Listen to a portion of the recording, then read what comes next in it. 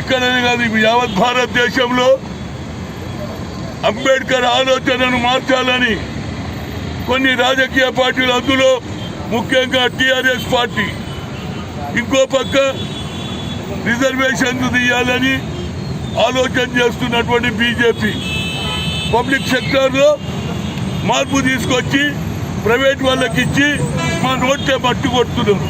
ఇంకో పక్క కేసీఆర్ ఏమంటాడంటే రాజ్యాంగాన్ని మారుస్తాడట. నీ అయ్యా జాగిరి అరవై ఏ బాబాసాహెబ్ అంబేద్కర్ నిజమైన స్వాతంత్రం ఎప్పుడొచ్చింది చెప్పాలా? ఎప్పుడైతే మహాత్మా గాంధీ దేశానికి స్వాతంత్రం తెచ్చిండు.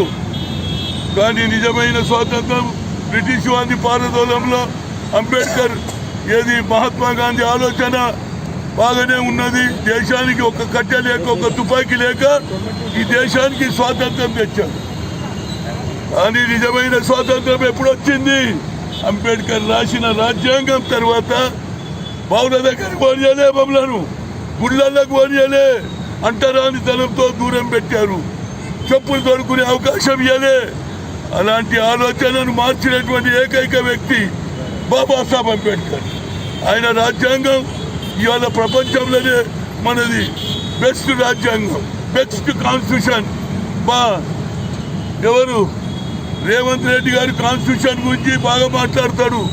కానీ కాన్స్టిట్యూషన్ను కాలదొక్కినటువంటి ఈ ముఖ్యమంత్రి ఏ అంబేద్కర్ అయితే కాన్స్టిట్యూషన్ రాస్తే ఇవాళకి 4 బిందెలు 5వ బిందె సంగతి చెప్తా.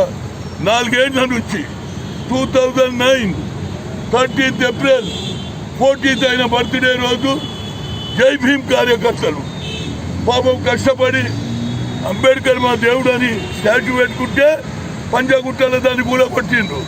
తర్వాత కింది స్థాయి వాళ్ళ మీద యాక్షన్ తీసుకున్నారు. ఇవాళకి ఈ 14th ఏప్రిల్ వస్తే 4 సంవత్సరాలు అయింది. అందుకుంటే ఈ 4 బిందెలు. 5వ బిందె ఏంటి తెలుసా? కాన్స్టిట్యూషన్ మారుస్తున్నందుకు 5వ బిందె కాన్స్టిట్యూషన్ మారుస్తున్నారు. అంబేద్కర్ నువ్వే మాకు దిక్కు అని ఈనాడు పాలతో నాతో పాటు చంద్రశేఖర్ గారు, రాములు నాయకు, అదేవిధంగా బొల్లు శేఖర్ చేసి అంబేద్కర్ గారిని మీరే కాపాడాలి.